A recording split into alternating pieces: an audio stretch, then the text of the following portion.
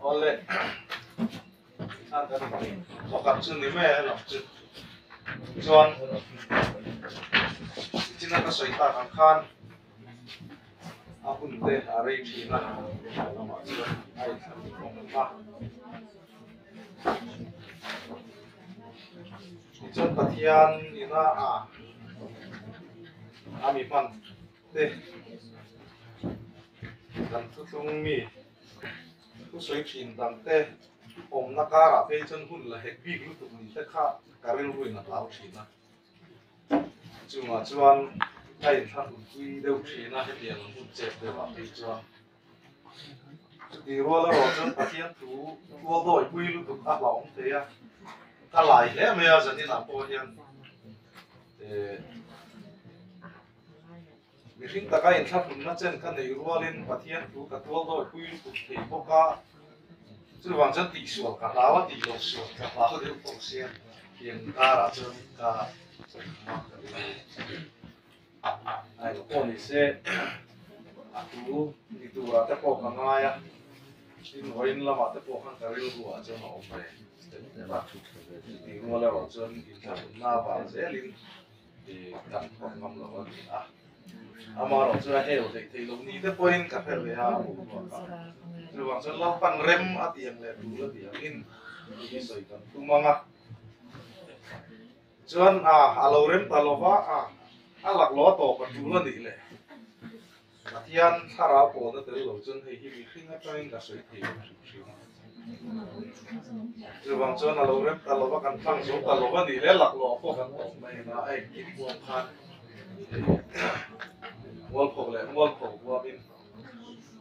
gần hẳn từng để rõ em à cho nên con thì xe chúng mình qua em không phải ta không nghe phải Abraham Patian Isaac Patian Jacob Patian o kan lalpa chung ber nangin min hu le sia tangin lalpa Izan lama te po ikai fuai na rau pui tak mai te kan changa in kan tun hun lalpa me ring lam da na hu tak chung si a nang marin cham tak me chunga lalpa ni hoi sen te na lak na za kan tun hun buat saya me ki lalpa nang man minom pui lalpa I tharau thiang ni min chen chil ni a kan riat ta wangin kan lo ma ro pui kan ni a ít nè nào rồi thì là xe chuan ô kan lalpa le ka pathian ei zanin lama te chuan lalpa mi khing lam da na chuan atop zan kan tian tu hun te kan lo thleng chho ta amaro chung kara chuan lalpa kan hun toi te nei te a taka man kan du a nangma lok na char kan du a lalpa kan hoin hun man te min lama kan man me te le zanin lama kan man me te lalpa nang ma I thu te nang ma tanga lalpa kan thinlunga tua awma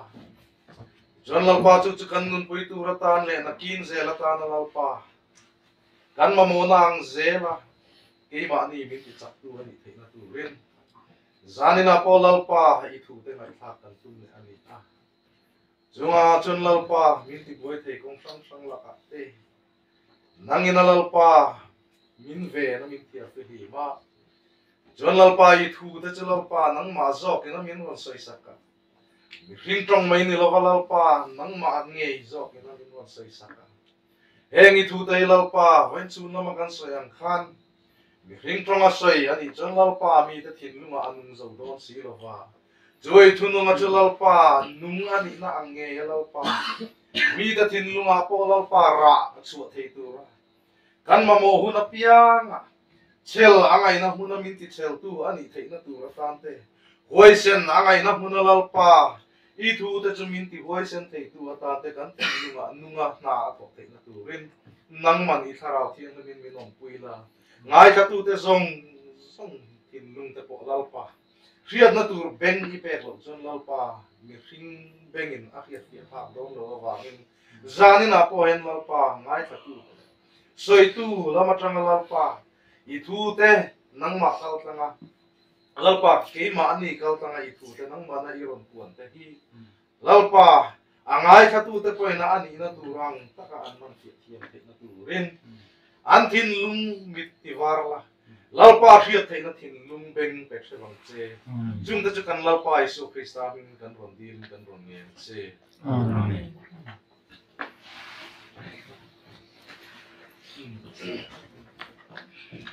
hi Asia hi chin ron hi ve kan on lo wa hi mu vet se na ni don mo ri si te po oma amaro chu kan sei na e na tang khan afia hei zel tu ra ngai ta ila ta kan ron sei pa anga chu mi tang chu na kia tu ra ngai ta ila ti chuan ei hi thu ma tle kan nei ve lok lo anga Genesis nung hi hemi ni lo achat ni lo hian a buin la min siap dir boka sang ni le so pathum chho ve la tang khan lo tam so pali chho ve la tang khan thuma mi a kha than kai ha chho ve a chumi ma tang chen kan nun hi a buan lo ve to an sang ni som kuma tang hian kan nun hi la pa na ron buan lo chho ve a ka ti don nge ni chu ta chuan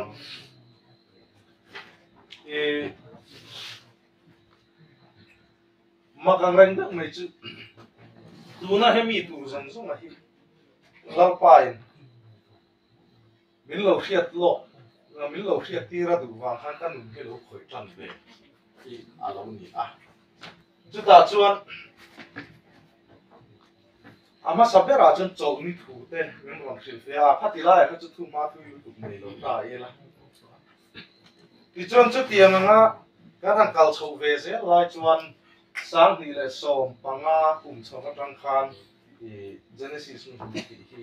ral pan de sia tira a tira ke ma bul tan da na chuan ka thin lunga pathian thu lo tlang thi kan va sir le kan va khiat ni mi ala walal pa ina ka mai lai po min ron khiat ki thin na te kha khiat fi na lo tla na kha tu le fa te ze le na an lo khiat chon ve a in ro chun chon a ti in ka thin lunga thu te he mi hring da na eng chen po lo da min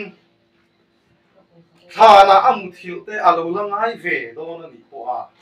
ka thin lunga thu te a bo ral mai lo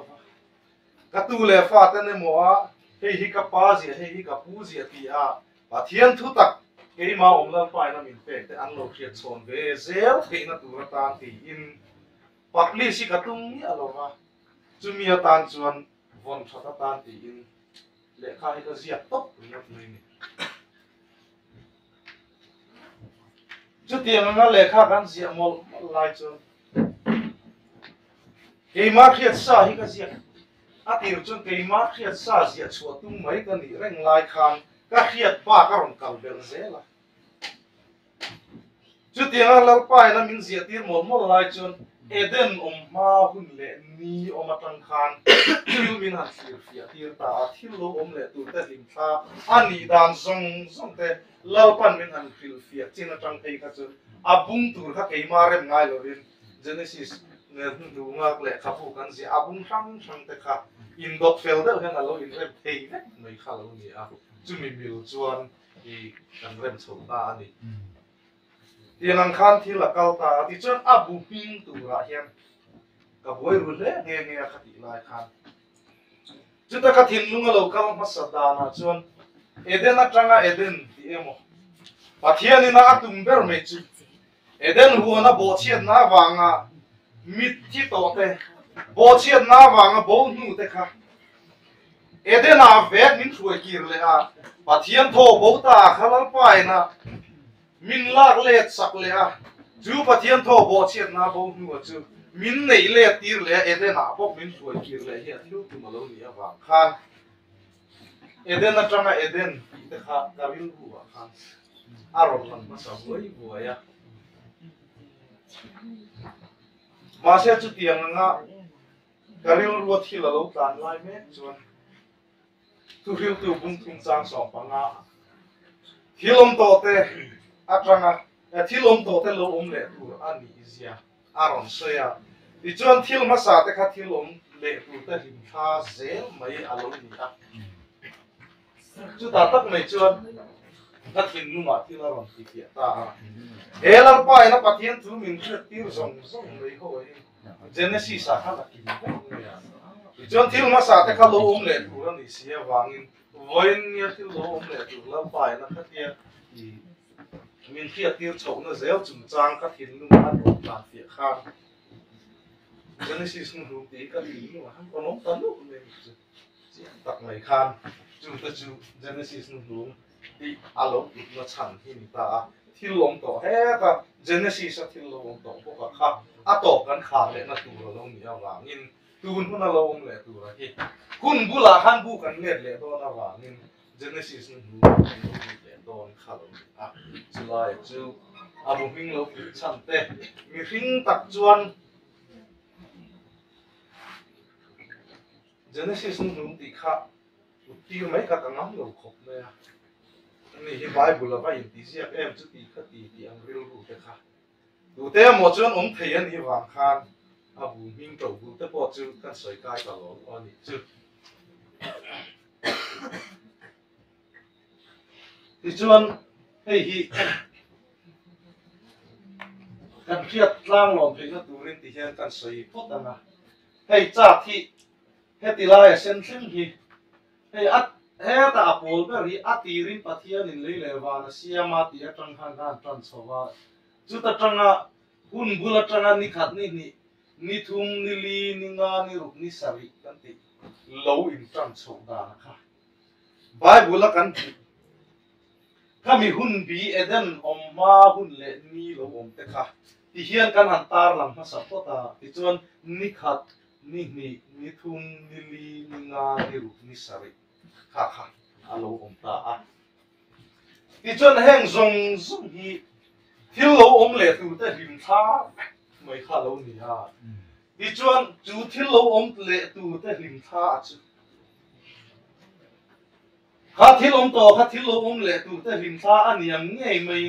eden om hnuwa he ta eden om ma ni khat ni thum ni li ni nga ni ruk ni sari kan ti zong zong a kha lo om le tu ani ang ngei in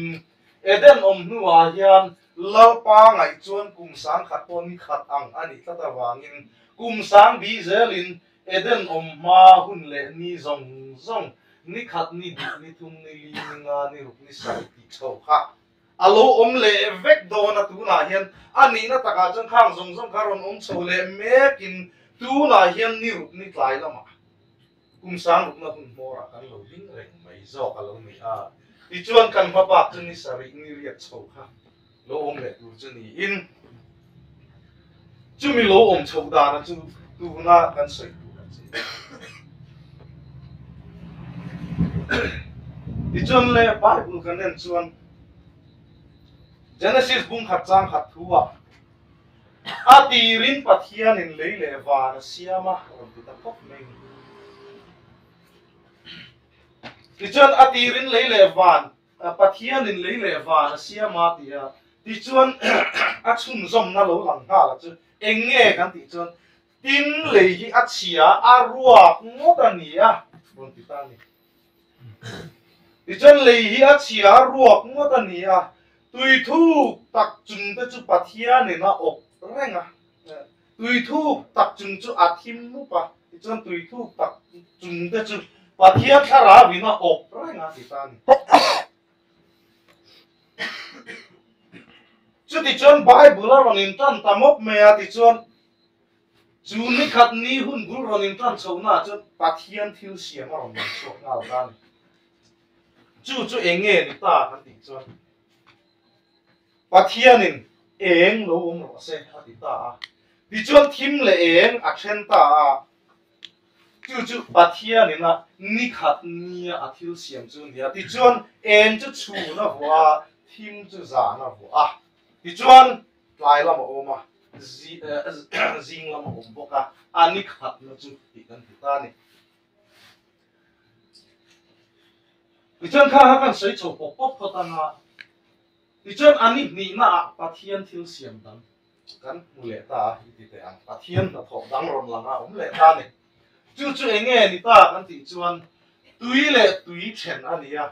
pathian in tui le tui kha ron chen ta ni ti chuan van nuai chung om te van nuai tui om te le van chung tui om te chu a chen ta a ti ta ni ti lai kan khiat tu chu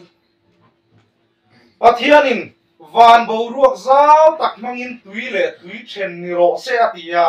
ti chuan van chunga tui om tur le van nuai tui om tur khan tui le tui kha bo ruak zau tak mangin a chen ta phot chen khat na chu ta chuan van chung tui om a chen le a van nuai tui om a chen le bok ani van nuai tui om te le van chung tui om te chu a chen ta a ti kan bu le ta ni chu ni a pathian na tho kan mu alo ni le ta a ti chuan lai la mo ma jing la mo om boka ani ni na chu ti kan le ta ni ti chuan ni thum ni a pathian na tho dang a ron lang le a chu enge ni le ta kan ti chuan tui tam tak te chu lo in fin khom se la mun khata lo in fin khom se la khom wa lo lang ro se yani ni thum ni a pathian thil siam chu pathian na tho lo lang chu tui le tui a in fin khom ti ra ti chuan tui tam tak te chu mun khata lo om khom se la khom wa lo lang ro se ti in tui le khom wa la ram chen ta ni chu tui le khom wa chen ni thum ni a lo lang ta a ti chuan ni li ni a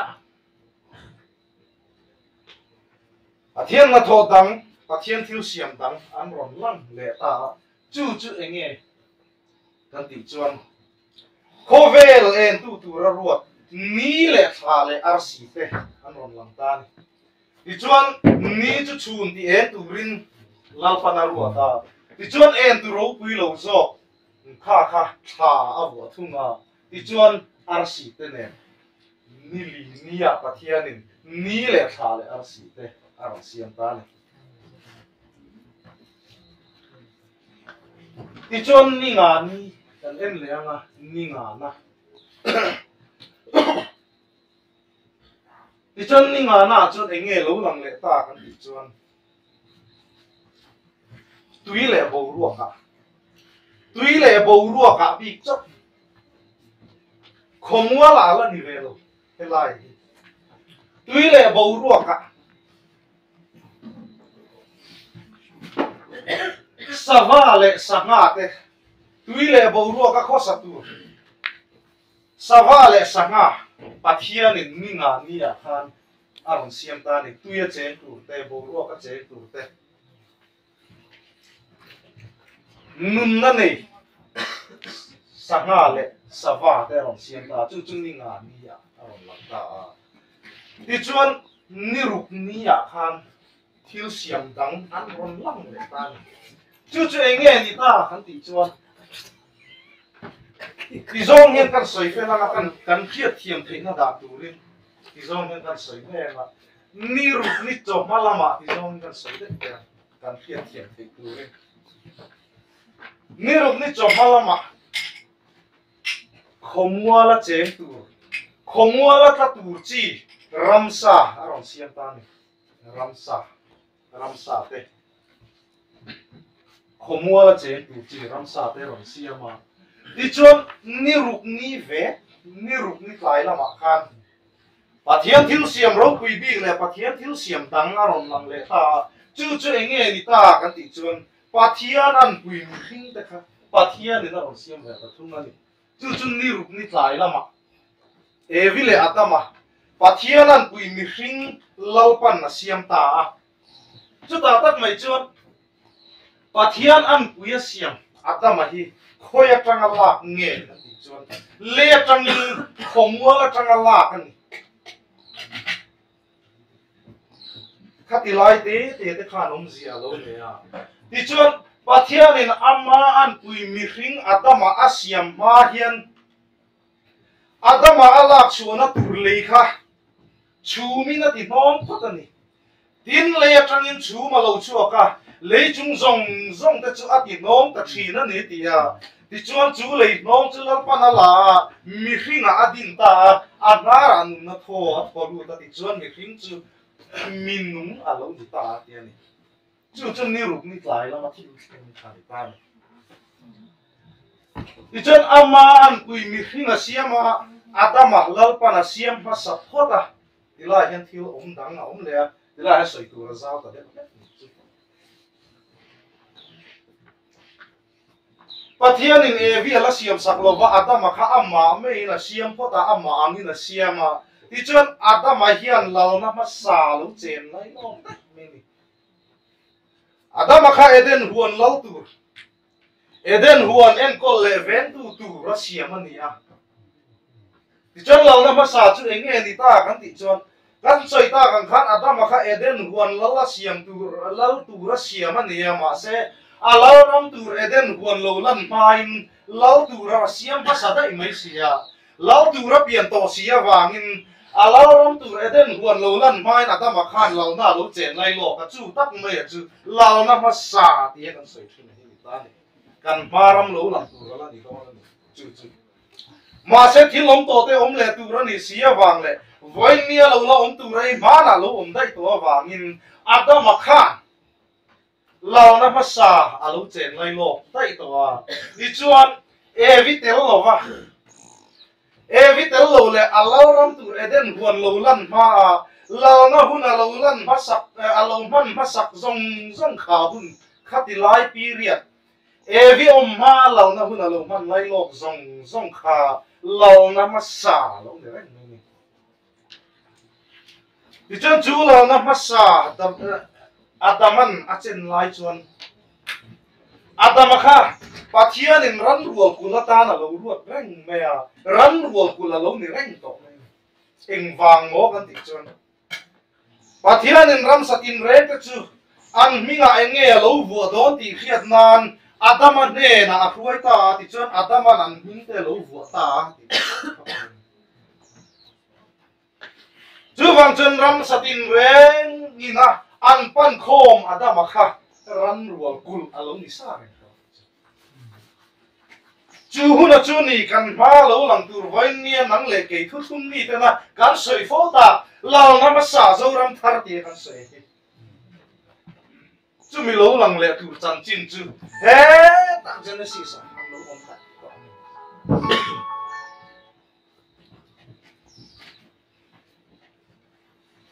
chu ngang lo om chou da tu ra chu voin nia hian zanina hian kan soi tu chu ni ta ti chuan le kan soi ta kang in adama kharan rual kul alo ni ta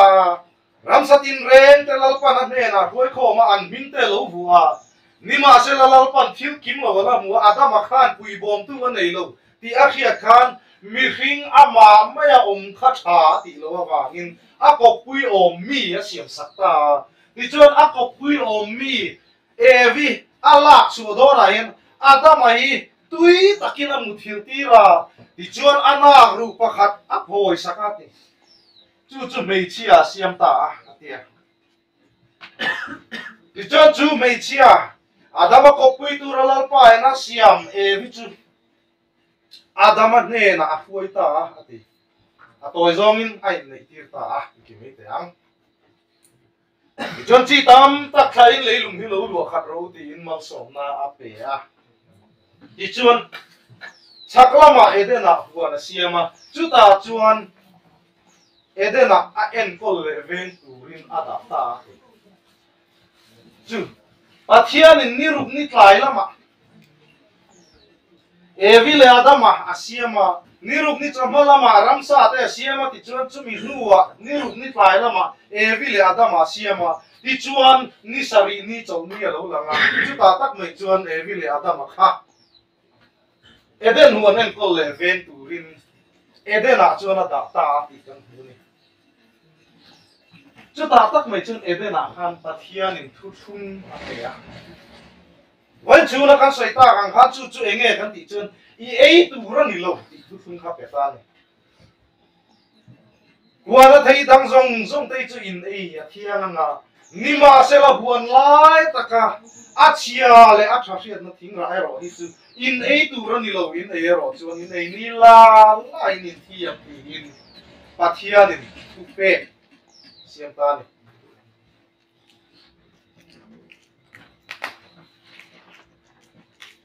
ti chuan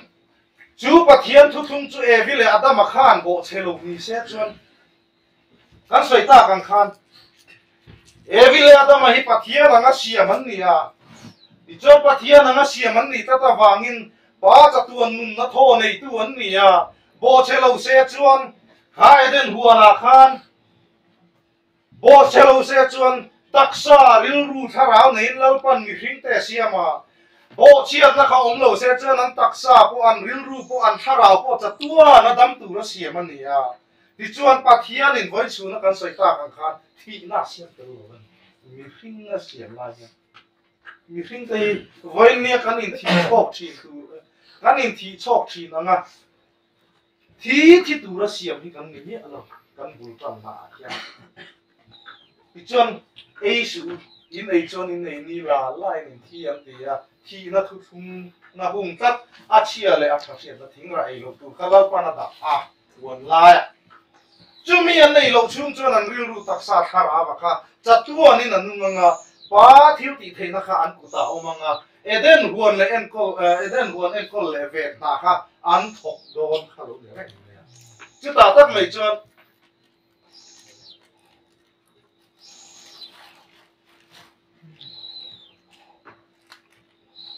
evile adamate he eden huana an omlai hian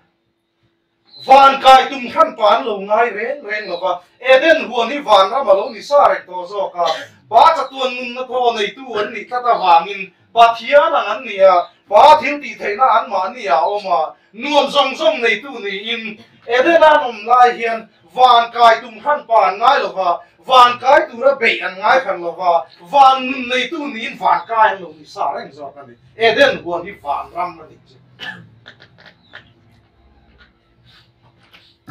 eden huan hi van ram alo ni reng me a ni ma se la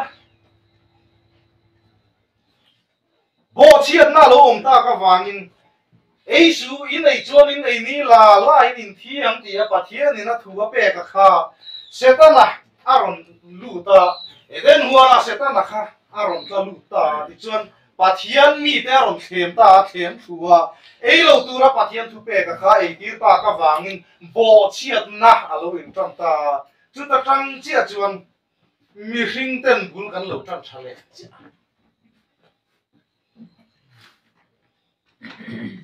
tilai thui lo pan min thiat fia tir ma chuan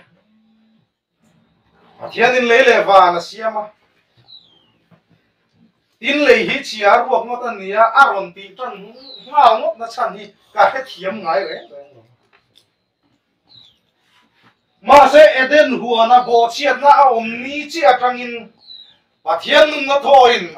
mi hring te a chua sana ti chuan pathian a mi thian lo nia lalpa en nai na chun phata lova lalpa thara thian ni mina an nun na tho an thara pathian thara vina a chua sam ta ka wangin mi hring te kha lai lam hun thim chiat nai na lo nanga le hi chia ro mo ta ni ya ti kha bo chiat na tangin lo in tan le ta ne eden om ma thil om to te kha lo om le tu ro ni ta ta wangin eden bo chiat na a thlen rual che in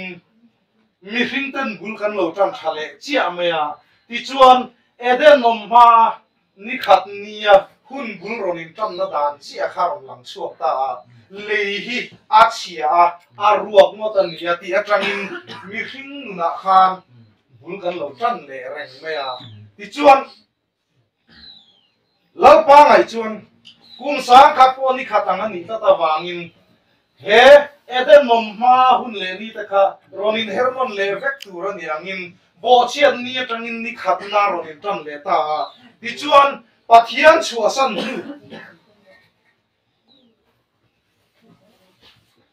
pathian chua san pathian kal san na tangin kho velin bula lo tan ta bo chiat ni tangin lehi a chia ro mo ta ni a ti kha kan chan lo ni ta ti chuan tui thu tak chung te chu a thim mu pa ima se la tui chung te chu pathian thara vina op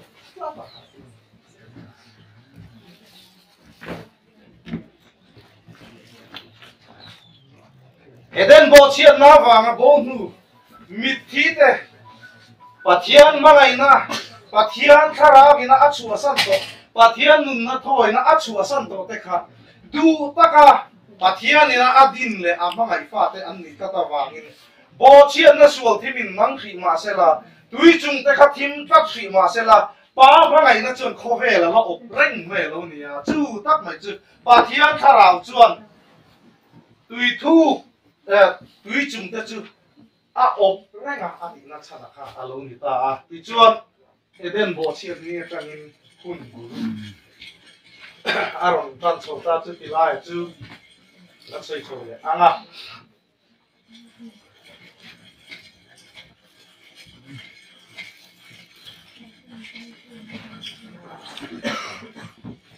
ti chuan ve sei ta kan kan he ta eden nom hani khat ni a lei hi chia ruak no ta ni a ti kun chia mai kha eden nom nu kum sang khat na khan lei hi a chia ruak no ta ni a ti nunin mi hringin bula ron tan le ta chia eden huana bo chia na wanga pathian thara vina a chua san nu khan chia setana na alu kha to nun chia tin na pathian thil siam na sa enge mi hring ta nu na ron lang le ta kan ti chon eden nom mani khat ni kan en chuan pathian in eng lo ro se tia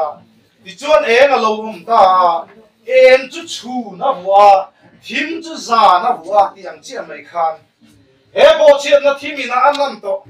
pathian thara bina chu san nu mi hring ten na khan eng a lo theng le ta chu chu khoi atang in nge kan fu kan ti chuan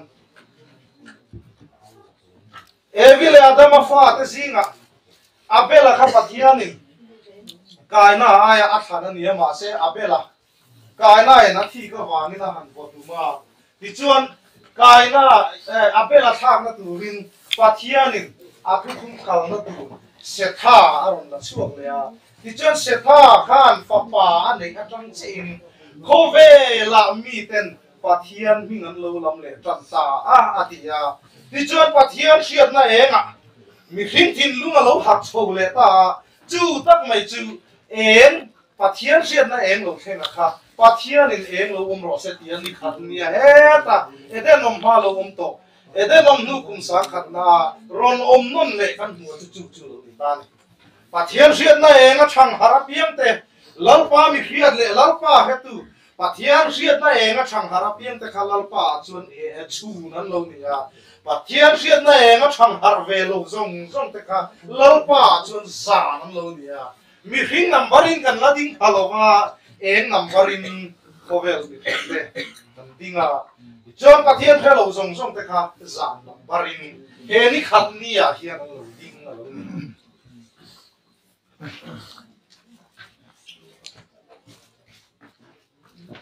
ti chuan eden nom ma ni khat ni a thil lo theng na kha eden nom nu kum sang khat na lalpa ngaya ni khat ni a khan thil ro theng non le ta ti chuan ni na kan en le anga ni na kha enge lo theng ta ti chuan pathian in van bo ruak zau tak mangin tui le tui chen ni ro se tia chumi nuwa chuan van chung tui om te le van noi tui om te chu chen ta tia a om zia chuan van chung tui om te kha chen ni ngan oma van noi tui om te po kha chen ni bo ka lo ni reng voi khat tia chen phok hi lo ni mi lo van noi tui om te le van chung tui om te chu chen ta chu chu en tin nge lo lang kan ti chuan chen khap na lo lang a chu no wa chang in lo lang ta eden nom main tui le tui chena eden nom nu wa tui le tui bo ka ron chen le ta ti chuan chumi kan hu tan na chu khoi chang nge kan ti chuan no wa chang in ron lang ta pathian in no wa ron thang ta ni pathian in no wa ron thanga van chúng tui ni turin pathian in no varon na tan no maya ti chuan pathian in no va than lai chuan than te chu wa chan dama than lo zong zong tui le ta ati lum than te chu wa chan dama than lo zong zong a nol ve ka no va chu van chúng tui ni tura la khana ni ya ti chuan van noi tui zong zong ati bun vek thunga ti chuan le chu ta pathian thil tum chu enge ni ta kan ti chuan eden bo chiat na sual kai lo lak chu tu ma se pathian na fel zia kan kan ti lai tui le zo nuwa mi fel tia a than chuanga no wa te chung kwa thanga khovel thar din na turin lalpa na han la chu ka ma se tui le zo nuwa no wa in thoi khan lalpan rim tui chu lo hria ti te te kan siar som zel chon mi ring ril ru chu anau pante lai tang re na sual ni ra khata ni zia alo muwa ati le ta dai me ni chu wang chu tui ti le kha atum ta lo atum nom ta lo ni pathian na mi fel ti a than chu no wa te chung ko me tui le ta tanga ala chu ta ko kha eden su ka lo chi thar din na turin an la man tlak lo ani ti a muwa pathian ni chu wang chu abraham a rong thang nom le ta Abraham aron than chin ai ro chuan than te chau chan dama than lo nol ringot kha than lo te ti lum le ringot kha aso to lo vani ti lal pa na hu to wangin than te chau chan dama than lo nol le ringot kha tum to lo vati chuan Abraham aron than chin a ve thum ro chuan Abraham kha than lo te chan dam tu tan than lo te thoven ve na tu rin aron than ta dei ngi chu ka vai na kan soi to kha ka ti lai chu an turu Abraham ne na chun ti hian a ron ti ta mal som sak tu piam cha chimal ka so manga tin nge ama ti du da tu le do tu piam chunga pu ba la tu thu ron sei bo ka ti chon nang ma chun le nam tin an na tho ve ngan ti in nam tin tho ven na tu ra tan pathian in Abraham a ron la chuak ta dai me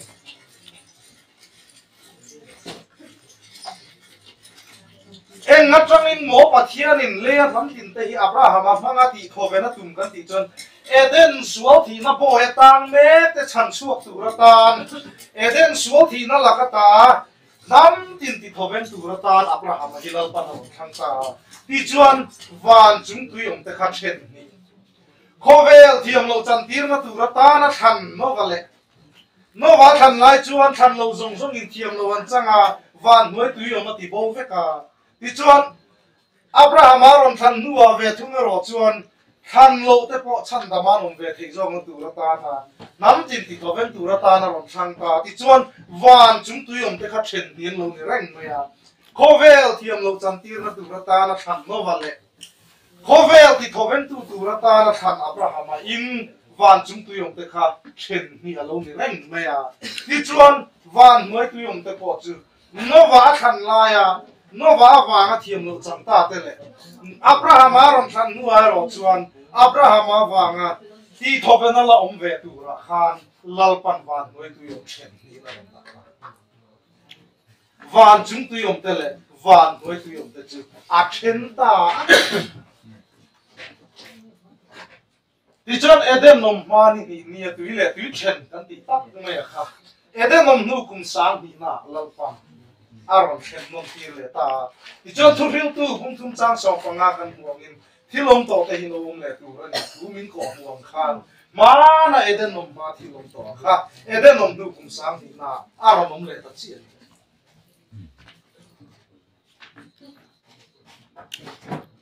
ti chuan ni thum ni kan en ve le thum ma ni thum ni a khat enge lo chen ka ti chuan pathianin tui tam tak te chu mun khata lo om khom se la khomwa lo lang ro se tui tam tak te chu mun khata lo om khom se la khomwa lo lang ro se ti ya ti chuan pathianin tui le khomwa la them thanga chu ti ang chi mai chu eden om ma ni thum ni lo om to kha eden om nu kum sang tum na la pa ngai ni thum ni a ron theng nom le in tui le khomwa chen na lo me ta chú tắc mày chú anh nghe đi ta hắn thì chuan và thiên in khâu về mình khinh rong rong này thuốc qua nó căn ngua chuan chi tên nằm tên trong tên gì là soi à khang ít tùy phim việt tên cái chi tên nằm tên trong tên à thì lấy mình khinh rong rong tên khác hết đi lại hết chuan tùy nằm bar vách khác cần lâu mà lâu ba mà mình khinh nằm bar cần ngắt tiếng chuộc hà rén rồi nhiều tùy nằm bar dễ đi nãy là đi lại hiện thì chuan khâu về nằm tin rén mày mi đúng ni le mi ngô ni nông diễn này là và nắm tin rén mày chỉ cái nằm cái trong cái khác mun khata in đã khom ta vết mày nè tuy tâm ta cái chung mun khata lo in fin khom sẽ là à thì tiệt quỷ chế này đơn nông nô cùng sáng cùng ta lắp ba ngày à ni thùng ni à khan mun khata dân tê là in đã khom ta vết mày nè thì chân sao có bắt chia hi bắt thiên lal pha ni na pek ni in và thiên lal pha ni tu ra lạc chuan ni in khom mua ni tu ra choi sa ni no ta ni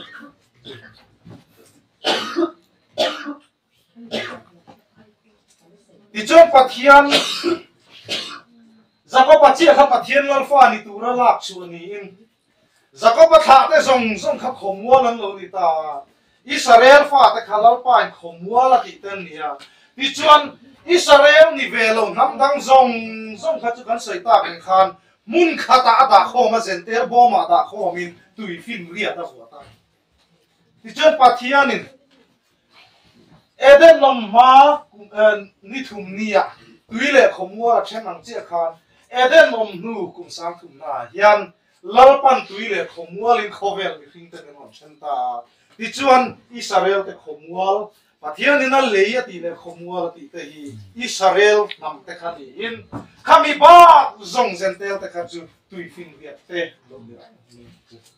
chú tắc mày chú nia khá với nạpกันsợi lòng rồi rồi to em vàng in nghe dân tê te hi tùy anh nia kan tỷ lệ ring ngót chim kan tỷ lệ chăng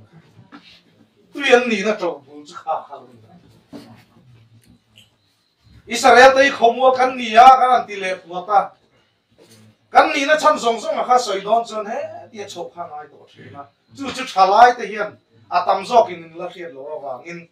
vẫn chỉ in khiết về ta nên cả đủ mày về tất mẹ à chú lu nằm tới con nhà nghe cái thằng hung thấu là chung khan à tu lao cái mặt là chuan kan hàn phora ni à lao pan rồi mà tìm nhà ngay là con này sẽ cần dẻo thì tung tiếng chút đi lại chút in khiết vậy à bôi mỏ cái gì à thì chơi bắt thiên thì không về mình kinh tế khác tuy là không mua linh mình làm sen sang ta đi chứ thì chọn Israel te khát không mua lần nia thì chọn Gentile te khát tuyên nia thì chọn Eden om ma ni thùng nia thiếu thèn chia mày khát Eden om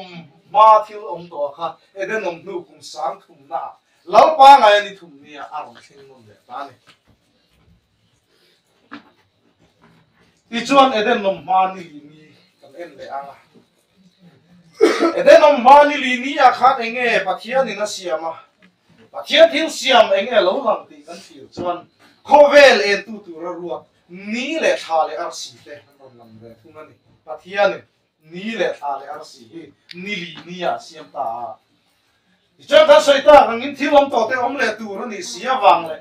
lệ đến ông ma hun lệ ní dòng dòng te thiếu ông lệ tu te hình kha này anh in đến ông ma ní lì ní ông tổ ông chia kha đến ông nu cũng sáng lì na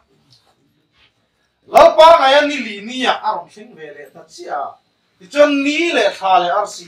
khó về em tu ra lão ba ruột tên rồi mà chung te chút tu te nghe cái thì cho ni chú Christian ni à thà chú thà rau thiên đi mà ni à thì cho arsi te chút tu te nghe cái thì cho lão ba Christa tranga en na mua khó về là chân chính sắp uống dar tu ra lão ba na ami ruột te zong khắc arsi ruột tên luôn ni Christa tranga en na là chonga en na mua lão ba tranga en na mua apostol te vậy nia các evangelist ruột te theng mai hiền na niệm chứ thiên tu phiêu tu zong te khó về là en tu ra ta na chân chính trái em phiêu tu ra lão ba bị man zong te na arsi ruột hắn luôn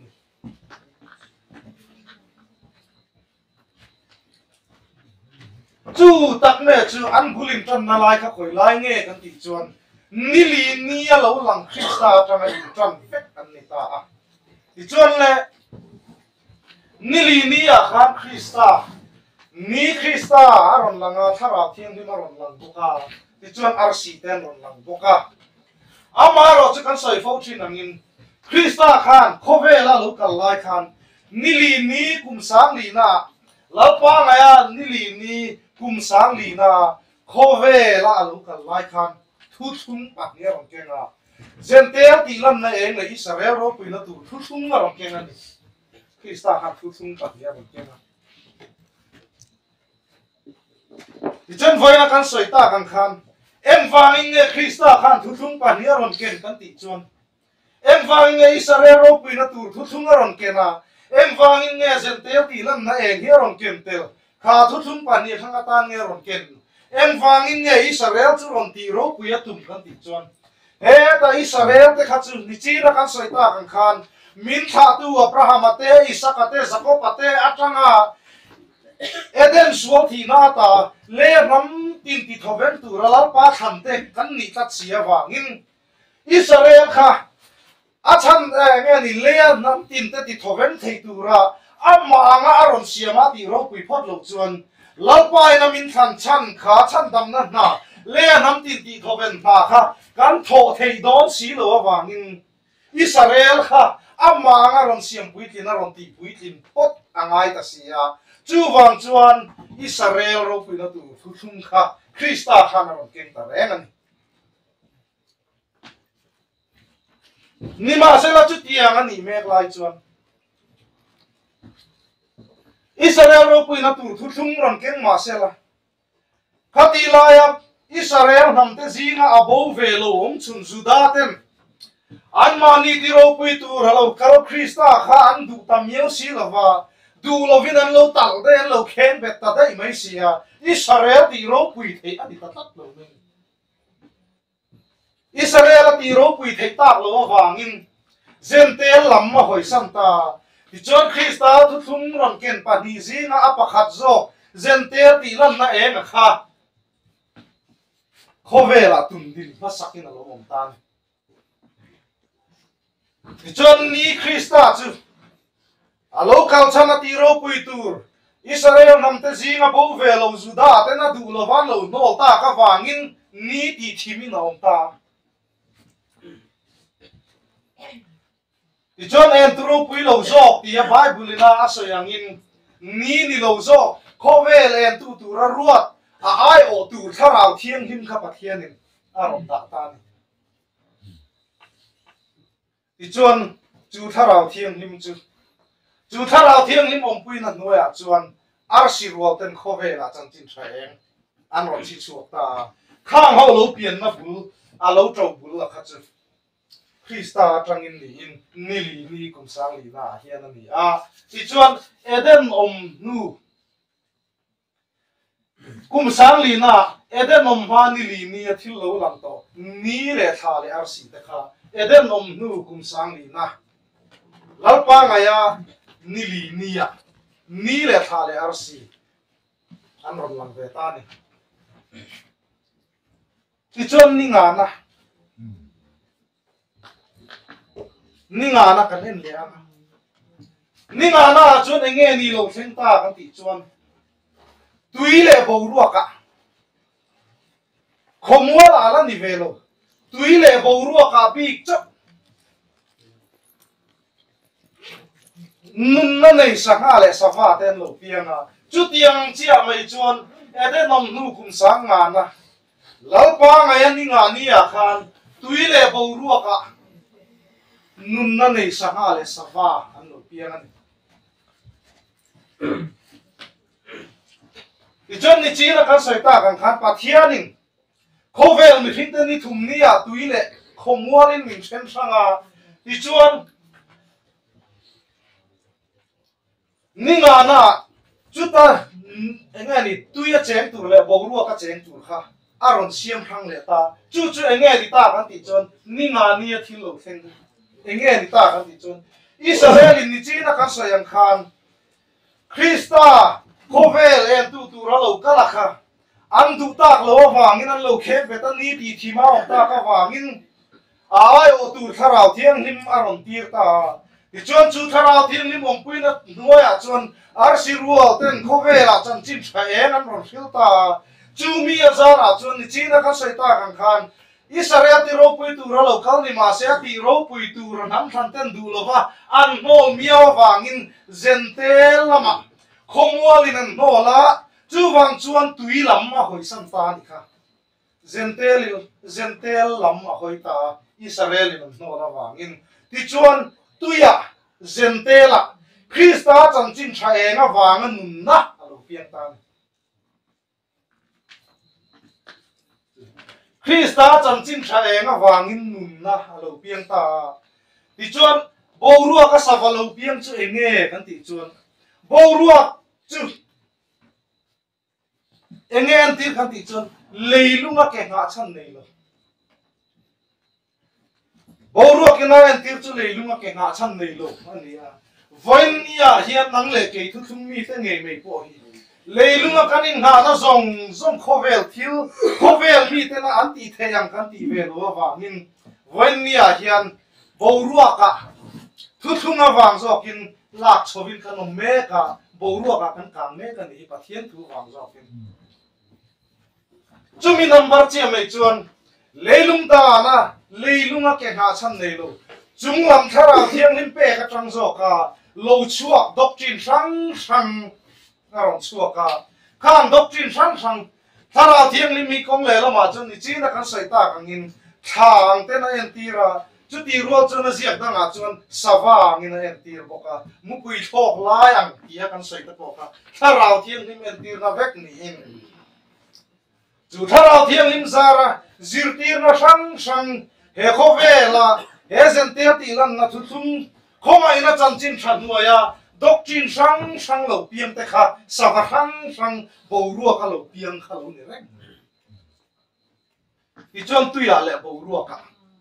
sanga le sava alo piang a abun la chon kha khoma ina pathian thu kha klinga puan ani awang le klinga ta na lo pai na ahun suwa ahun la ya kling ani ta ta wangin khang doctrine sang sava sang tharau thiang lim khiat tir na zara thil nge ni in kai huai na doctrine sang lo piang te po kha sava sang an nia lalpa tharau thiang lim atanga chuak ve kan nia ngin a hun la ya thing ve kan a kha chiang lo tu ke ma ni zo hi kan in se ni na ta ga chun khomai na pathian tu nuai he chen tu ma hi kan mi ta fiel ta ta wangin zan tram zan hun ania thalear si ta ro re hun hi chu zan tram ani mio wangin kan mi ta fiel wa middle side de kan chau hi kan nia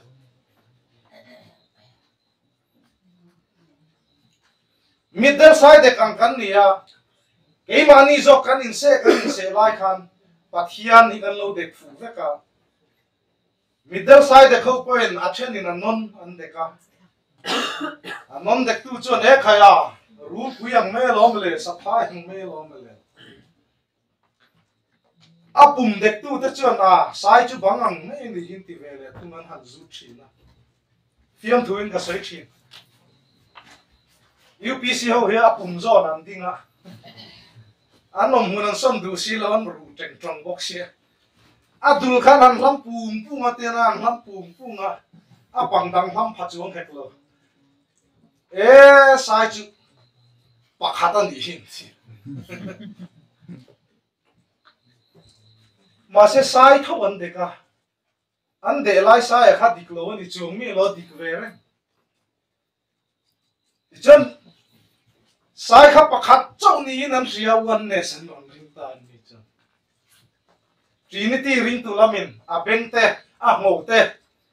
à anon te à lubu landing à pang khang khang à khơi copa à sai chứ bắt thum anh đi thì về kanin niala kanin se lai hian he khomai la chan chin than nuai pathian thu kan khiat da hi inang lo ma se a hun lai a chun sai kan lo dek fu ve ka kan dek dik vek bok ti kha ka sei tu le nan chen ti chun le khang kharang thiang lim khiat tir ma zara doctrine sang lo piang te le Gentile Christian ring thar lo piang te zong kha sanga le sava ten lo ni Christian ma sa te chuan an sin chian na tan sanga mang chi le ngani kha chu chu ne nge lo en tir pathian thua khan en tir tum nei sa rangin kha sin chian na kha en nge ni alo kal khalo ni a ti chuan Gentile zing Christian lo piang thar reng te khan an sin chian an sanga manga ti chuan kha ne nge en tir kan ti chuan tuya sanga lo piang lo en tir reng me lo ni a kha lom zia lo nei me lo ni chuan le edenom ma ninga ni thilom to kha edenom nu kum sanga na atakin khovela aron thing le ta kha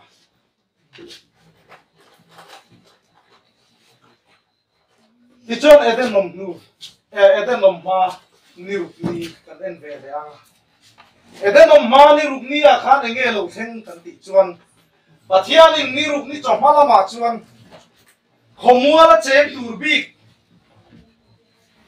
ramsa te khomuala tlachi ramsa te rom siam ta ni kha chu enge ni ta kan ti chuan pathian in leia ti le khomuala ti ta chu ami Israel te hi kan ni awangin he ta khongai na chan chin tha kha Gentile te ta na ruwa ta niangin amaro chu Gentile ti nan na nga lo chuan chan dam na si lo awangin chu chan chin thaen chuan ami te aron chui ve zela ti chuan Israel nam te zinga he khongai na chan chin thaen a thang hara piam te kha khomua ram sa te kan lo ni reng me Krista chan chin tha awanga khomua la nun na lo piang ta reng kha ramsa khomua la tlatura lal pai na asiam te kha kan lo ni a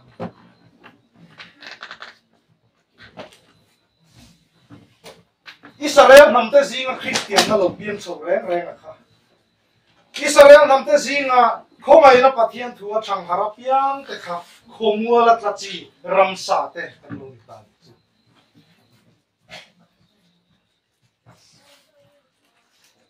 chuan le chuang zong chu vai ni he na theng me to tun huna chon ni ruk ni tlai lama kan nom to khomua la tlatu Krista chan chin thae nga wanga enga ni anam than te zinga po pathian ni na anam than leia ti le khomua a nge me po vai ni a chon Krista chan chin thae nga wanga harna alo thin chho zela ti chuan chuang zong a chu vai ni hen a theng chho kim to chuan khomua la tlatu ramsa te lalpan siam to kan ma bak le chu tun huna hian enge ni ta kan ti chuan tun huna hian kum sang ruk na hun bor ni ruk ni tlai lama kan om to sia wangin pathian an pui mi hring adam nu siam le huna kan om ta le chu tun huna hian chu kan ma ba lo om le tu ran ta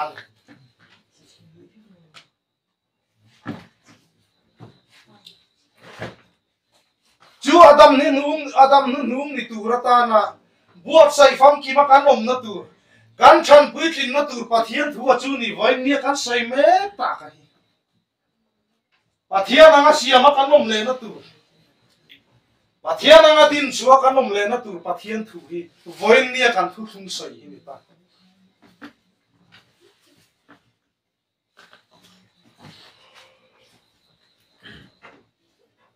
July chu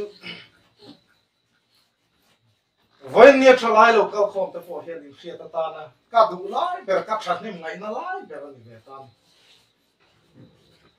ti chon le ni ruk ni tlai lama pathian in eden om ma ni ruk ni tlai lama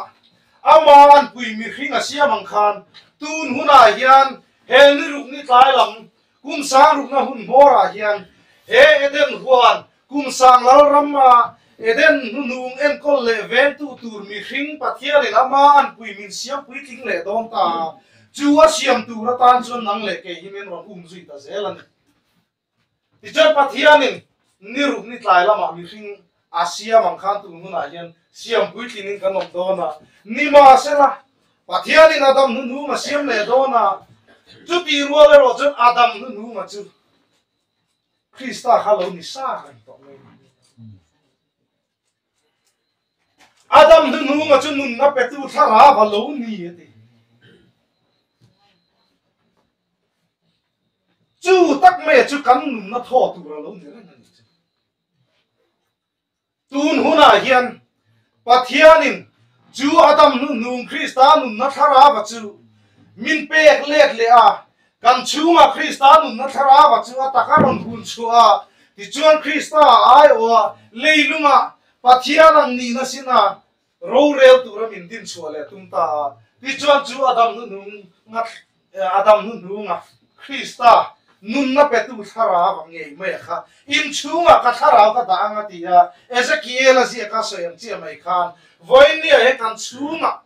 chu Christa nun na thara wa chu ron da le adu ta me ka ada theina mi hing te ni turin voin ni hian thu thum ko ala pan min foi me ka ni siam fam ki ma kanom the turin ti chuan chung zong zong chu kan ma hian kan ma ba ani a chu mi tura tan chuan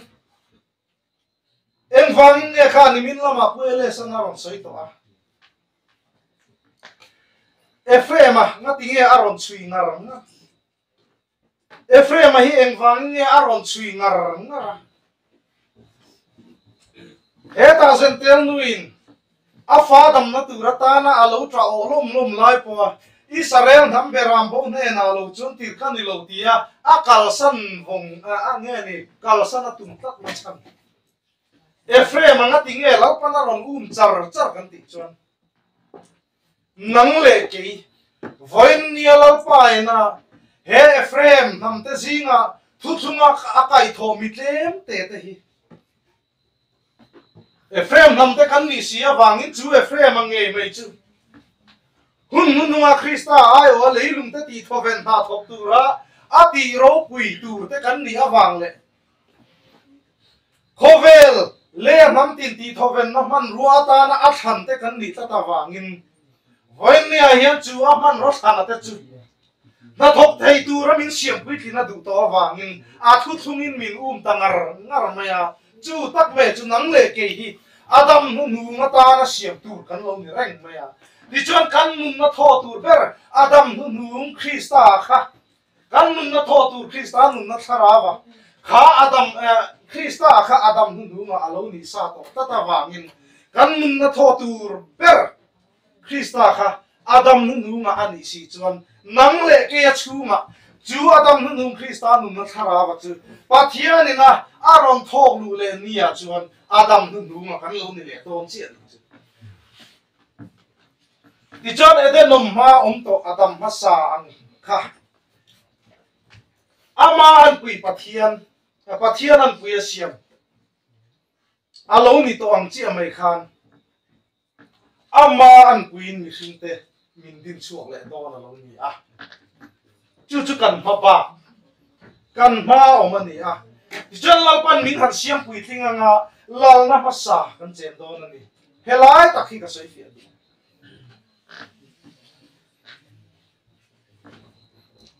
hei kan ram dung le wanga hian tam takin lang na masa hi pek kan ni lo po ni nga kan the ti lo chi na chulai ju sai fi te lo hal lok ta du a lang na masa hi kum eden non main pathian in adama ni ruk ni tlai lama ni sari ni lo lan mai na siam lok da ya ti chuan alaram tur eden buan lo lan ma le ako pui tur evi pathian in apek main lang na masalo chen lai lok dai me a eden huan lan ma lao na hun alo man lai lok zong kha lao na masa ania chu tiang chi mai chon voin nia lo lang tur kan ma zo ram thar ti kan sai chi na hi eden nom ba kum sang lao ram lan ma lo lang tur ni in lao na masa ani do na ni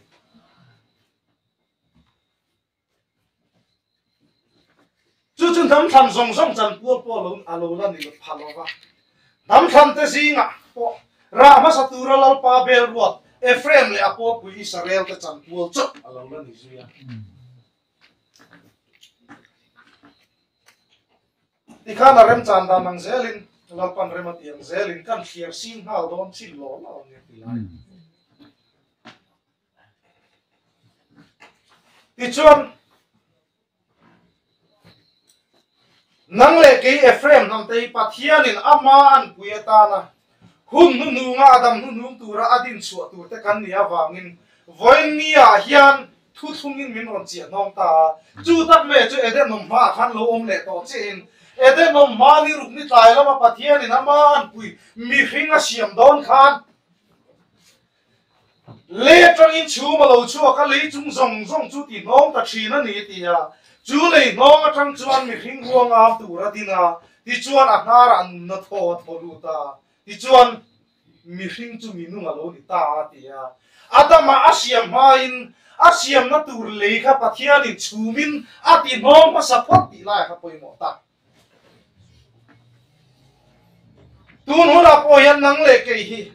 adam nu nga ta na lo pai na asiam le tur ama an puya asiam le tur te kan nia wangin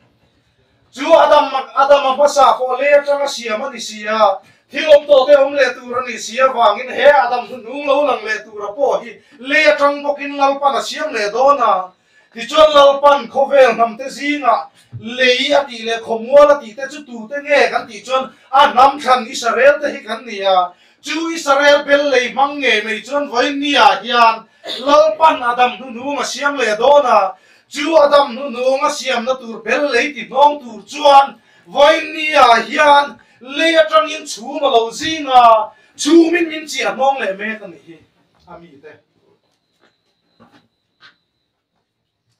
chu ma chu enge kan ti chon thu thung ani he chu mian thu thung an ti ra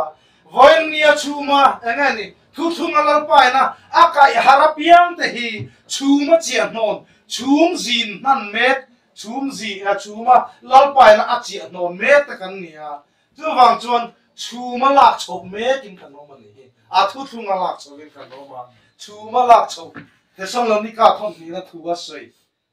poram ho win tho chop ve kan tum ve zia na pathian thu hi khati zong in a local don lova voin nia hen nang le ke chu a thu thunga lalpan amma kan nun na tho tur lalpa muak turin min la chowa chu min chia nong me to zoka đi chuan chú mà với nia hiền lạc cho vào căn nông tô vangin căn càng sang tôi mày à khó vel mi tên này căn nhìn bị phạt lấy thấy to luôn nè khó vel mi tên tiệm to căn tỉ lấy thấy to luôn nè chú căn nung căn nhìn en phía nó tủ rin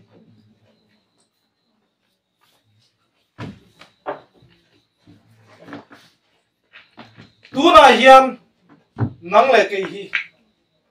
chú mà lạc châu hi căn đi về tắc rất em tí cả xây ra pha lò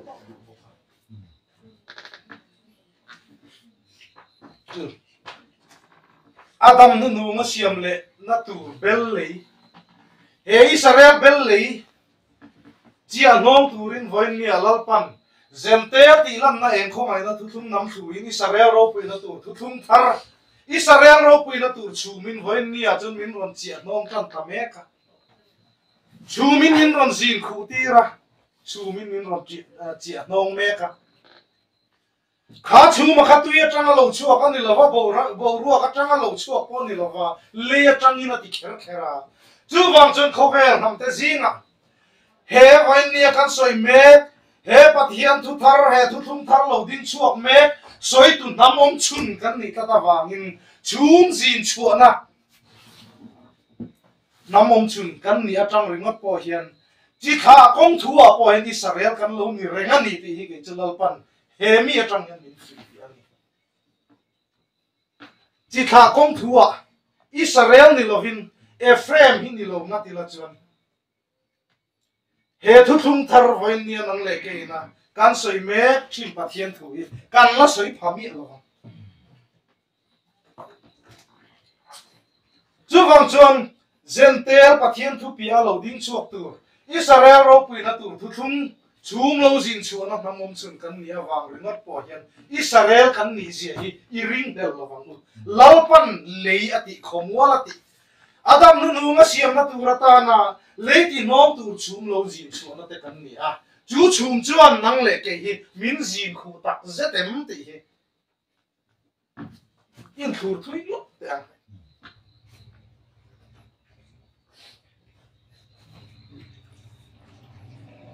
Pathian in Israel fate ai gupta atanga khoi chua kanan pana khoi na po ma khan khaler bia bu ka siam tirani khaler bia bu ka siam tira ti chuan Pathian in Moses ne na satura atiang khan Moses in kim maya han pe fel che khan kha khaler bia bu chu ma khan Pathian lo chen do na chu vele chuan chu ma lo sing phui muk min chu min kha thaler bia bu kha ron zin khu ta muk me ya chu ta chuan nge lo khen ta kan ti chuan Pathian ro pui na in kha thaler bia bu chu kha chu ma ron zin ti ra lu kha ta mu pa wangin Moses po a chu ma lu thei ta lo hia la ti ta tat min Moses chu ha tu thum ko wa hian en tir na ding nge kan ti chuan kho mai na thu thum en tir na ta na ding na ni a chu kho mai na thu thum en tir na ta na ding me Moses nge mai po kha thaler bia bu kha chum a lo zin lai khan bia bu chum a lu thei lo chu mi tluk pui chia mai chuan he ta hun a lo kal se la kanan raman lu nuwa Solomon na temple Pathian na ruwa manang le aduang taka akhilangin Solomon na temple khan han sale ta ti chora chunga Pathian lo chen theinan Pathian bo man zon lu ta chu vele he ta thaler bia bu ka Pathian lo chen do na chu ma lo zin ang bok khan chu ma ron zin phui le ta mup maya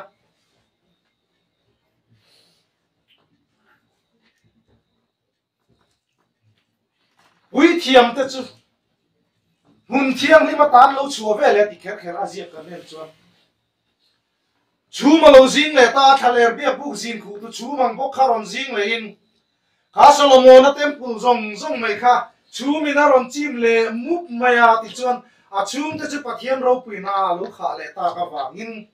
rong bo turin pui thiam te po a chu man lu thei ta lo hia la ti le ta chak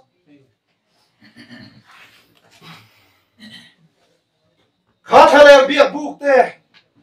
Solomon na temple te khan en tira ne ya chu tu dang ni lovin nang le ke tu nu na lal pai na ama chen le na tura ta na an na tho lu na tura ta na chatwa na chen na tura ta na asiam nang le ke hi Pathian ni ning ni ti amin ko mo che mai khan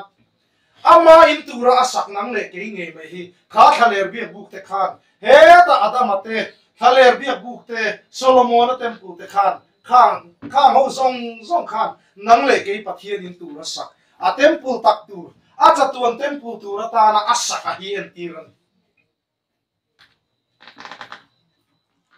ichuan mana Pathianin adama ama an puiata na asiam puitlin dona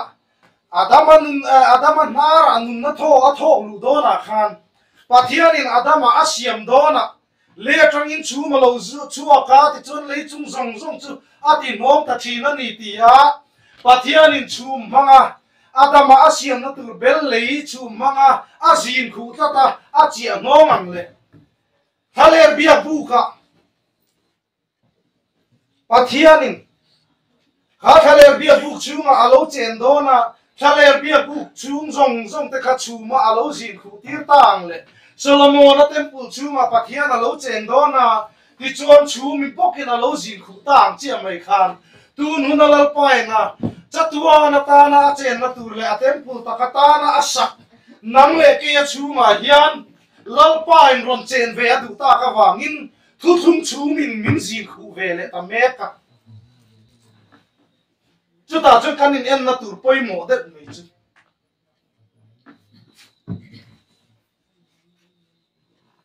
thaler bia buk chu min a zin khu lain a chu ma rong bol turin Moses alu theilova Solomon na temple chu min a zin khu lain rong bol turin pui thiam ten lu theilova chung ho te chuan ngen en tir kan ti chuan he khomai na pui thiam ho te en tira khomai na tlang he sen te Pathian thu tlang la cham bang ho heng khong ai na pathian tu tlang rong bol tu pui thiam te le pastor zong te khang ho khan an en tira chu wang chon voin ni a hian nang le ke e Israel ro pui na tu chu mina azin khu me te thin nu ma chuan rong bol tu rin kan chunga Moses tra mala ding khong ai na thu thum ma chua san ve lo te rong bol tu rin an lu thei to lo chu ta tak chuan ani tu nge ni in en fiam ngal la ka tu wangin Zentel pathian tu chua san lo khong ai na thu thum tlang ala cham bang khat Zentel pui thiam ho rong bol thei na pastor rual ho rong bol thei na ilanim in chunga khan Moses tra mala ding khong ai na pathian thu la chua san lo ho khang rong bol tu le pui thiam te kha an la lu the khang ho khan nang ma thun ma sei the ni chuan chu min la jin khu ve lo che ti na ne Adam nu nung ni tura lal pa lum la khom te zinga hen ila ter lo ni mai chu chu kan lo in fian nan kan kual sao lo kan chu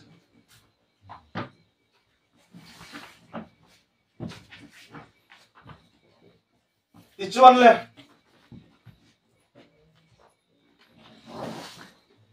tuna hian kan soi ta kan ni rum ni tlai la ma omin pathian in ama an pui Adam nu nu ma tan min siam le do na ti chuan siam pui tlinin kan homanga he kum sang lal ram eden nu nung tur lo lan ma hian lal na ma sa Adam ma sa poin lal na ma sa eden nom mai na lo chen lai lok tawang chi mai khan lal na ma sa zo ram thar kan chen do na chu zo ram thar lal na ma sa nge mai chu ran rual kul tia alo soi o nang ran rual kul Zion fanum na tlang i ne na aron thengan ani Jerusalem fanu lo na ma sa chu tia mikazia ka lo soi nge mai kha ataka kan chan tu ni in he zo ram thar kum sang la ram lo then ma nang le ke na kan chan tu kan chen lai lok tu ra hian khovel nam tin rem te pathian in adama ne na an minga ta ne nge a hu don ti riat nan ram satin reng a khuai khoma ti chuan adaman an ming te alo vu sakta atiam chiam mai khan helo na masa kan chen hun chung hian khovel nam tin reng in ti sa thil le thar haulam thila te pathian ro pui na a thua ma kan nom to do na wangin dam na an du awang te kom sang sangin ti sa thila lok na an du awang ten khovel nam tin reng in min ro na pan khom le do na ran rual kul kan le do na chu kan chan bom tu ni ti chuan chumi ve thung lo om tu ra chu tu na kan han soi ta ka kha chu thil lo la om tu te ania tu na hian pu sai kan om me ka kan na thing chi lo de ba ti chuan pathian an pui mi hring na lal fan min an siam pui pinga kan ko pui tu evi tu te hi tu dang ne lovin ma na isu a no tu juda te ku evin nung tu ten ni Adama masa po pathianin ako pui tu vei chia ape don lai khan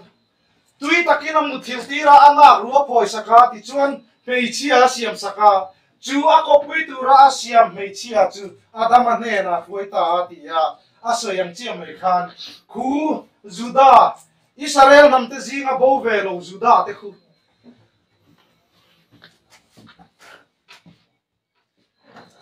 he pathian in ra ma satu Ephraim lalpa ina Ephraim le apo pui Israel te lalpa ina ama anga siam pui tina min ti ro pui rual hiana ti ro pui ngal don lova nakina kan nunga evin nung ni turin kai tho in anom dona juda te kai tho anom ma jong chuan ani nang le ke hian lalna ma sa kan lo chen don ni a ko pui tur mai chia evil lalpa ina apek ma in adaman lal na masa lo che man che khan kan ko pui tur evin nung tur juda te lo lan ve main kai thuanom ve main lau na masa kan lo che tanga ti chuan adam masa po tui takin lau pa na mu thiu tira ana ruwa phoi saka ti chuan pe chia sia ma ti che khan adam nu nung Krista Calvary tlang lau pa na tui taka amu thiu tir la ya Krista atanga lak chuo om ta ana ruwa phoya tiang me Krista atanga lak khanom te chu te nge kan ti chu Juda te che cross thi na wangin Krista le Juda ni chen dei ni kha ma se an ni huti khuan an thilen don lo wa ti chuan kan soita kangin me che numberin lalpan aron kai tho vele do na ti chuan evin rung ni na numberin an ni khuan ron thawanga ti chuan Israel namte an ron tho ve chia khan adama ne na evi chu khuaita tiang chia mai khan khu Israel angeni namte zinga bo ve lo Juda cross thi na wanga Krista ne na im senta te kha Krista abok kai tho om le hin ti chuan kan ne na aron phui ve anga ti chuan kum sang lo ram eden nu tu kum sang sarina chok ni tak aron her chu dong kan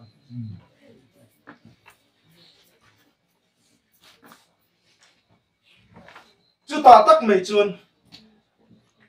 eden masa khan pathiana chol ani ti kan hua en wang nge pathiana chol kan ti chuan a thil siam tin rem ta kha a siam zo ta ka wangin le a thoi thok thei tur eden huan en kol leven na thok thei tur ama an pui mi hringa nei to wangin lalpa a chol ve ta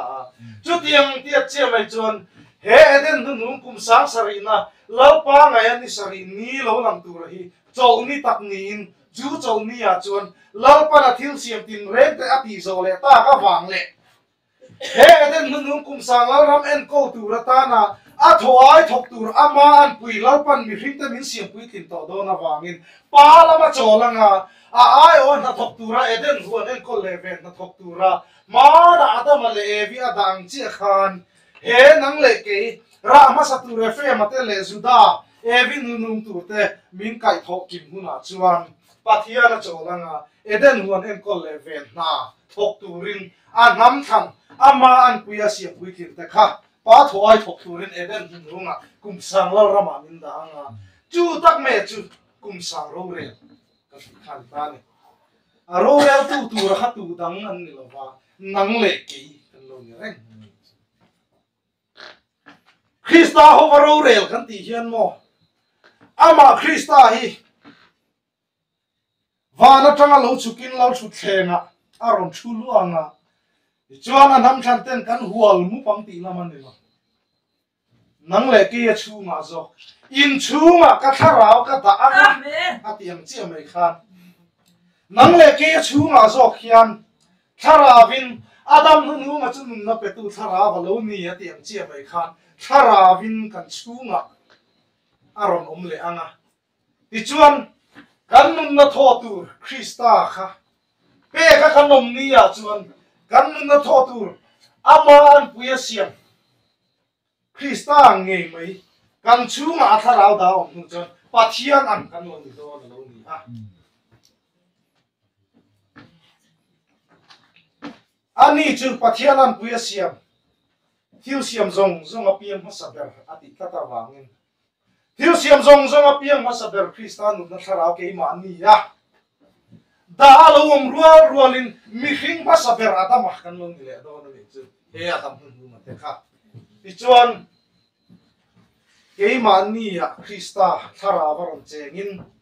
ke ni hi a le taksa tu te kan lo ni do ta ti chuan Krista nu na tharau nei tu ni in he eden nu kum sang lo rama hian nang le ke hian khovel ro kan rel do na chu ta chuan enge kan tho tur kan ti chuan ni chi na kan soita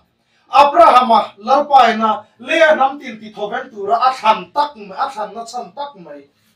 kha eden su thi na ta le nam tin ti thoven na kha ni kan tho don ni he eden nu ma hian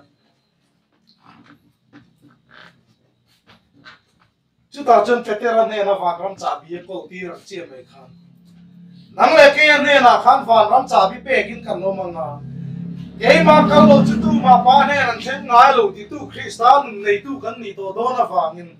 cái mình cái ni nắm sang thế thôi lỗ lệ cái mà ni cái lỗ chú tu mà ba này làm thế đó lỗ ni reng mày à i ram rong bo du lỗ ram lệ nắm chú à bo ra lang cái tiếng chia mày khan kan thôi lỗ tên bo ra lang à kan thôi tên vàng ra mà sinh lưỡi nó nông về thu ngang à ram anh nghe ni chú ta tắm mày chân phun con khá kan lỗ ni đó na vàng ram chả bị con tu kan lỗ ni đó na lỗ ni reng mày chú kan chẳng vô tu lỗ ni à Ijon Eden masa, he Eden nungi, Eden masa le thal na tu ta la buat saya ni ah. Eden masa trangin en kim zir chiang ro ti hi, ka ne la pa thu lo thenga. Eden masa le thal na tu ra he Eden nung, he ni sari ni chong ni tak lo om le tu hi buat saya ni ta wangin. Eden masa chon bo chiat na thenga.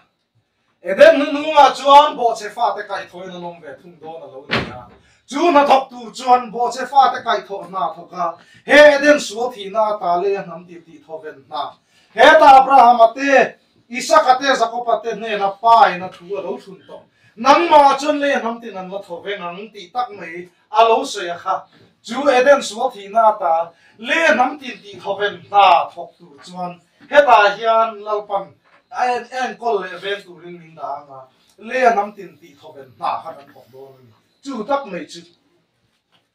Eden nu nga kan na pu ni pa tho ai kan thok do ni chu chon kan mu ta chuak tlang deu tan ning ka ria he zo kan zo ke pa kan shortcut thei deu le shortcut kan tu ma nga ma se atlang pui anh cài chùa luôn cái chú cần thì đều vào đặt căn hàng là lệ lót vàng à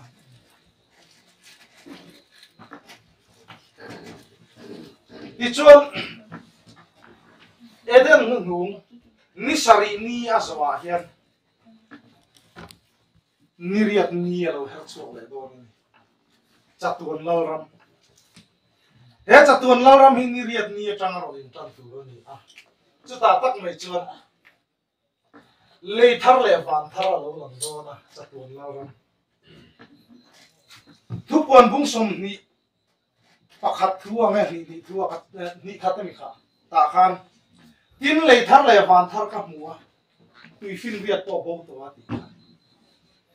aron lang do ta ni he tui fin viat tak tak kho ve la kan mu thei tui fin viat tak tak hi abo don ti na lam ni lo ni chi na kan soi ta kan khan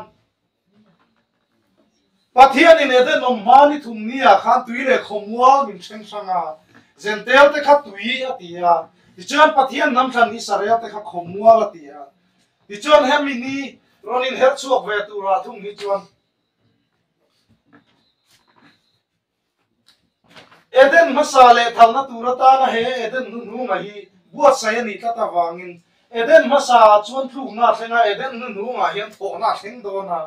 chu khovel kai tho na chu anam than Israel fa ten kan tho zo vek nuwa khan le thar le van thar ni riat ni tang na ron ton do na chu ta chon tui fin riat om to don lo ti ron sai ta le thar le van thar kam mo tui fin riat po bo to ati thil dang ni lovin Pathian nam than ni velo Israel ni velo zentel te zong zong po kha Eden so thi na ta chan dama om vek to in Pathian lam fa ni na pek vek an ni ve to do na khomwa an ni ve vek to do na zentel Pathian nam than ni ve lo tui fin ria ka om to do no ti na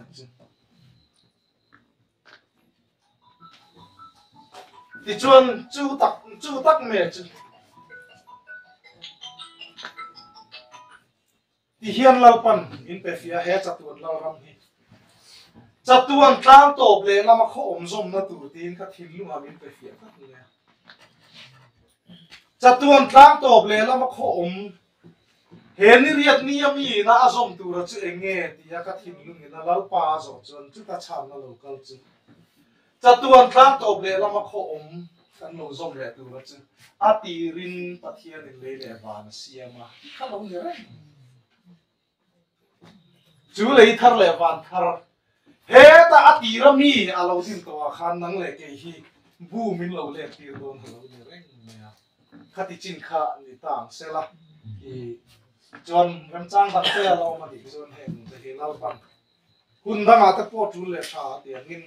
ala rom hong zel tu ra ngai ta ila khá à chặt nem ngai takin hun tlai to takara kan han por bi le ha ta ban a ai por se ngai sa tu te la po na yin nu na ngoi pa kon a re ni tu ra ngai ila kan tu ka to na nge kan za tan lo pan no min som sa se